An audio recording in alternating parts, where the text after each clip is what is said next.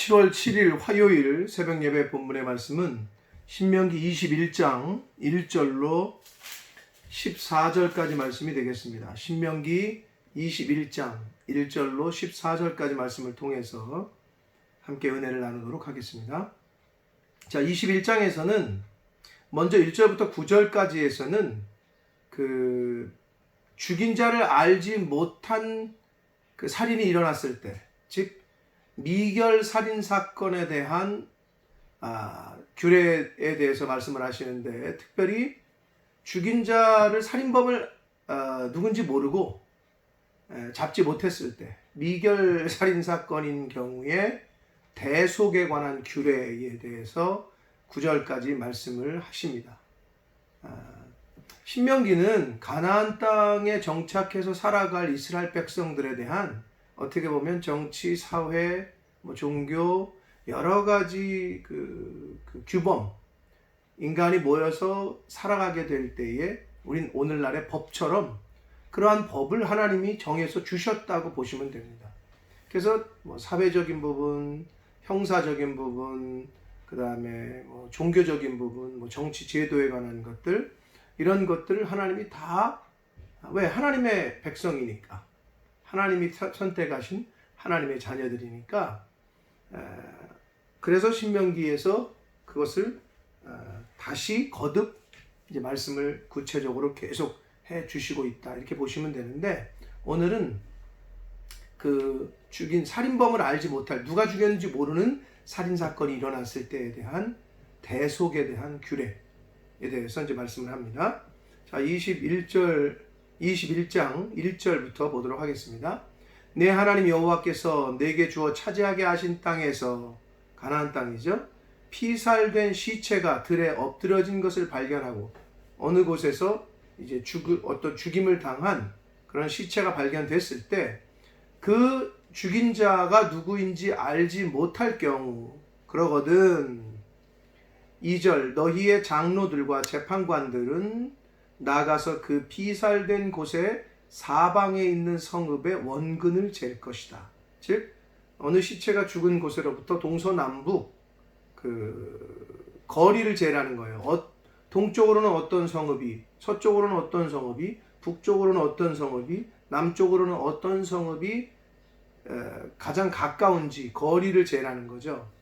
그래서 3절을 보시면 그 피살된 곳에서 제일 가까운 성읍의 장로들이 그 성읍에서 아직 부리지 아니하고 멍에를 매지 아니한 암송아지를 취하여, 이렇게 말씀합니다.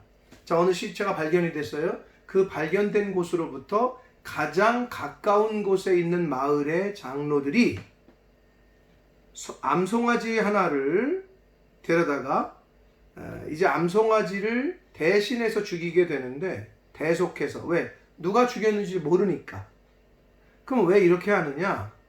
즉 살인사건이 일어났을 때 그 땅에 거주하는 그 사람들의 공동체적인 책임을 물으시는 거예요. 누군지 모르기 때문에 연대 책임과 함께 공동체적인 의식을 갖게끔, 사람을 함부로 죽여서는 안 되는 이런 것들을 이제 규칙으로, 그래서 그 가장 가까운 마을에서 책임을 지는 거죠. 그래서 대속의 규례를 만드신 건데, 부리지 아니하고 멍에를 매지 아니한 암송아지, 사람이 그 일도 안 시켰고 아직은, 그리고 새끼를 낳지 아니한 암송아지를 취해다가, 4절을 보시면 그 성읍의 장로들이 물이 항상 흐르고 갈지도 않고 씨를 뿌린 일도 없는 골짜기로 그 암송아지를 데리고 가서 그 골짜기에서 그 송아지의 목을 꺾을 것이다 라고 말씀합니다.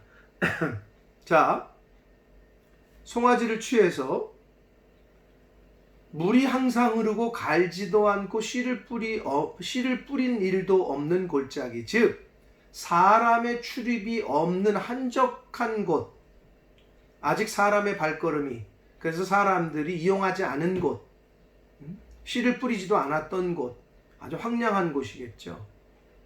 그래서 물이 흘러서 그 송아지를 거기서 죽여서 그 피가 흘러내려가게, 그 땅에 있지 않도록. 사람이 만약에 이렇게 출입하던 곳이고 씨를 뿌렸던 곳이면 이렇게 쟁기질을 하고 뭐 곡괭이질을 하고 흙을 뒤엎을 때 그 피가 다시 이렇게 나올 수도 있기 때문에, 그렇지 않은 사람이 아예 출입을 하지 않았던 곳에서 또 특징적인 것은 목을 꺾으라고 되어 있단 말이에요. 그래서 이건 뭐냐면 구별하는 거예요. 하나님께 희생 제사를 드리는 제물은 목을 꺾질 않아요.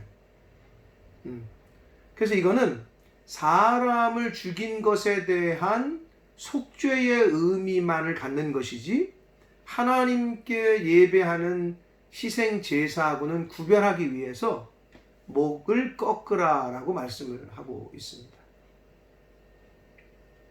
자, 5절 말씀을 봅니다. 레위 자손 제사장들도 같이 가라는 거예요. 제사장들도. 그들은 내 하나님 여호와께서 택하사 자기를 섬기게 하시고, 즉 레위인들은 하나님께서 택하사 하나님을 섬기게 하셨던 사람들이고, 또 레위인들은, 제사장들은 여호와의 이름으로 축복하게 하신 자라, 즉 축복권이 있던 사람들이었다는 거죠.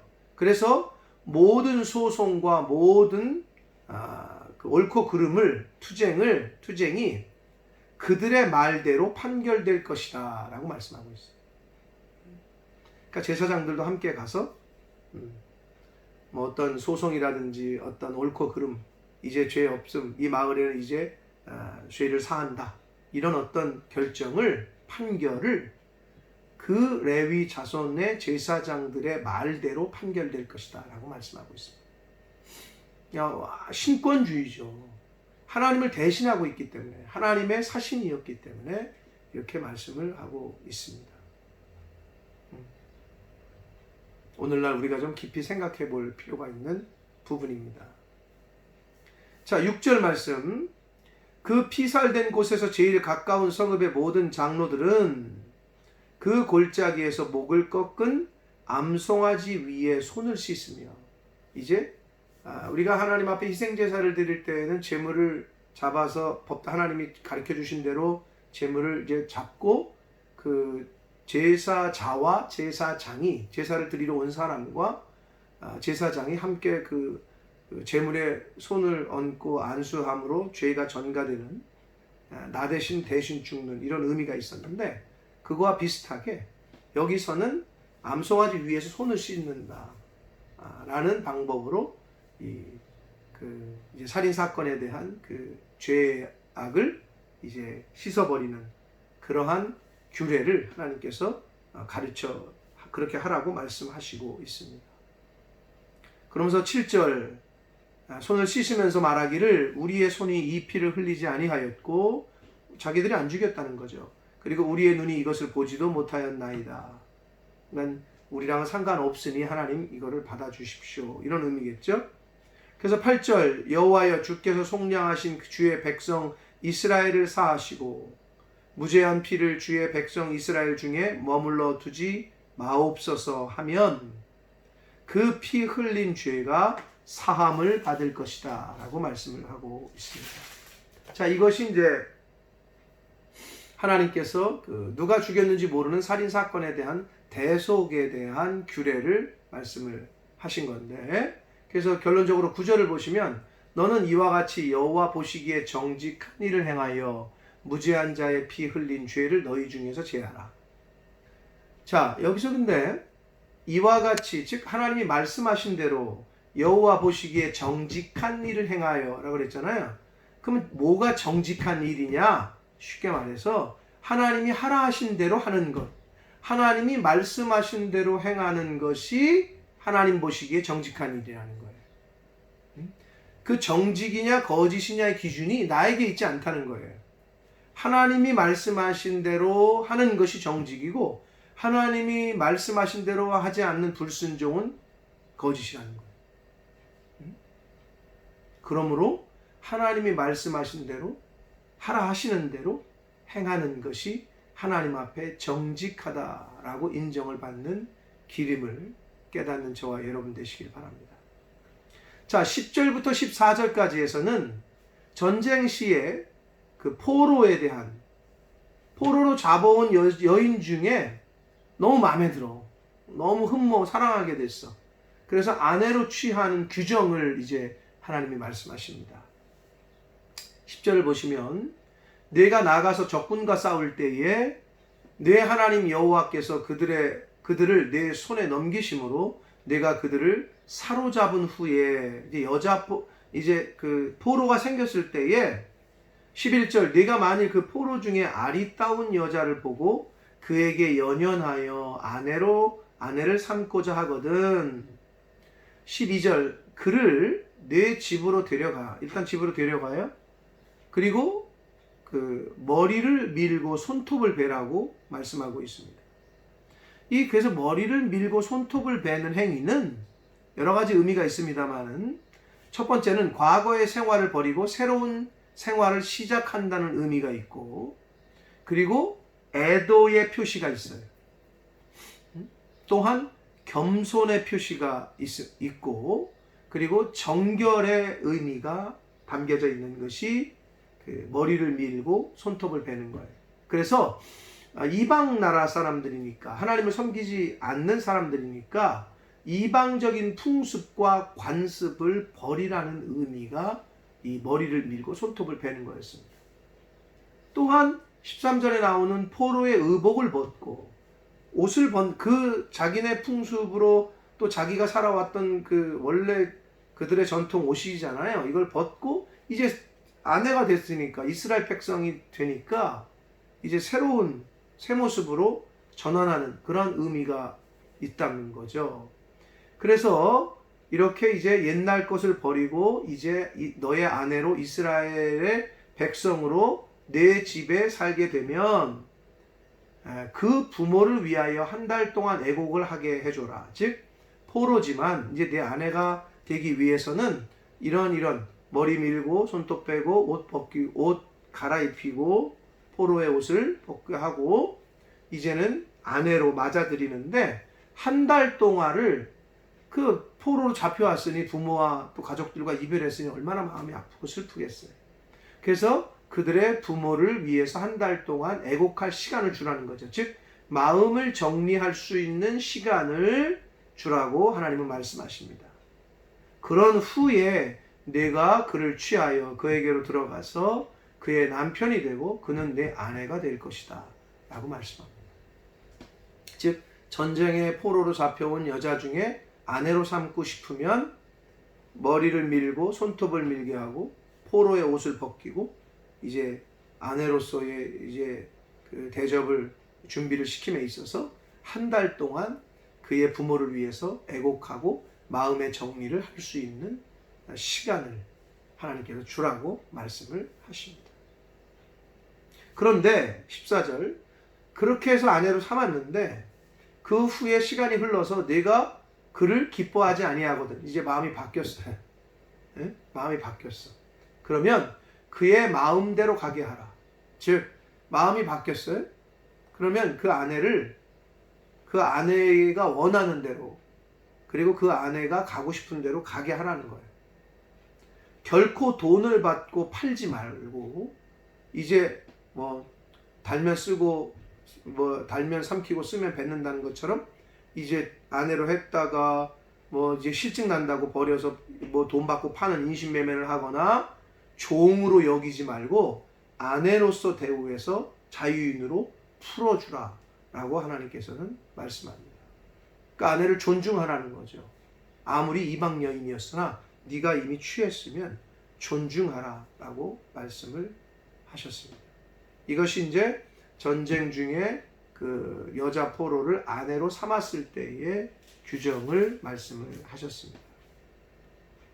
사랑하는 성도 여러분, 그래서 살인자, 죽인 자를 알지 못한 살인이 발생했을 때 그 마을 전체, 가장 가까운 마을에서 이런 책임을 지게 하고 대속의 규례를 행하게 하신 이러한 규례, 그리고 전쟁 중에 여자 포로를 아내로 삼을 때의 규례, 이걸 오늘날 우리에게 주시는 교훈 가운데는 또 인간의 모든 죄를 속량할 때에는 반드시 핏값이 요구된다는 거예요. 그래서 하나님께서는 우리 인간의 죄를 속하시기 위해서 죄가 없으신, 여기서 암송아지라고 했는데 뭐 일도 안 시키고 멍에도 매지 아니했고 아직 새끼도, 그러니까 순결한 깨끗한 암송아지, 그것처럼 죄가 없으신 예수 그리스도를 죽이심으로, 피를 흘리게 하심으로 저와 여러분의 죄를 속량하셨음을 우리가 또 오늘 본문의 말씀을 통해서 교훈 받을 수 있습니다. 그리고 그 죄 암송아지를 목을 꺾고 그 장로들이 암송아지 머리 위에서 손을 씻는다 그랬잖아요.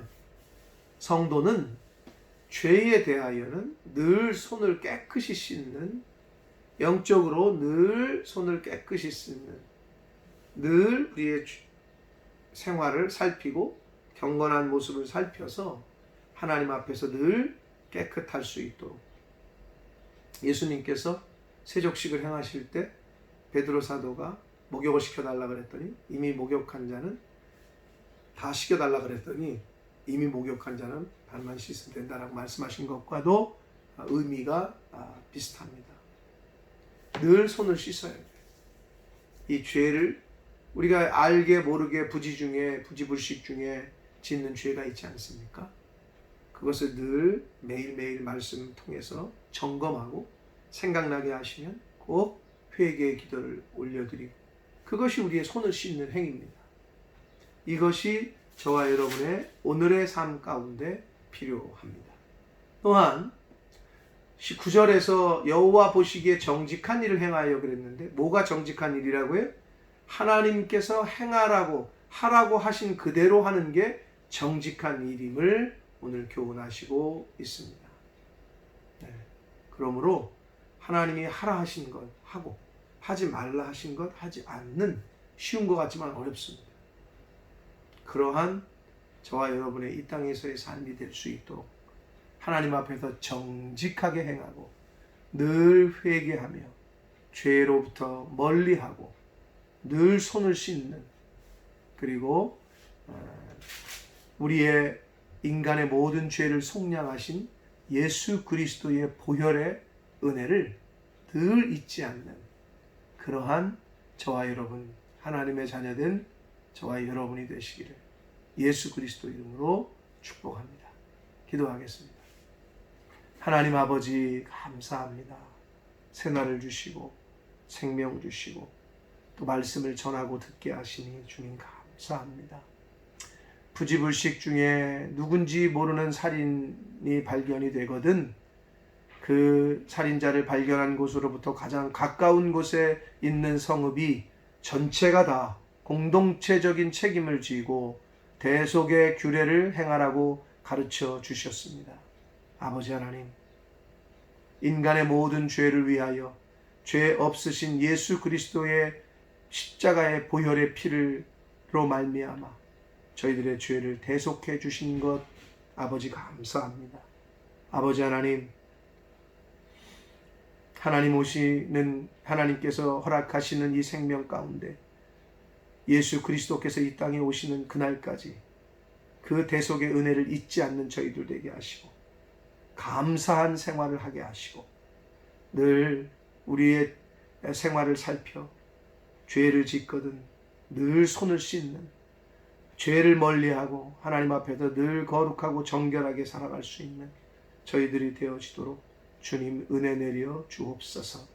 또한 이방인의 여자일지라도 아내로 맞이했거든 그 아내를 존중하라는 그 교훈의 말씀, 아버지 오늘날 하나님께서 짝지어 주신 그 가정 가운데 남편이 아내는 남편을 이렇게 존중하고 섬기며 사랑하는 그러한 하나님의 자녀된 가정들 다 되어질 수 있도록 주여 은혜 내려 주옵소서. 예수 그리스도 이름으로 축복하며 기도 올리옵나이다. 아멘.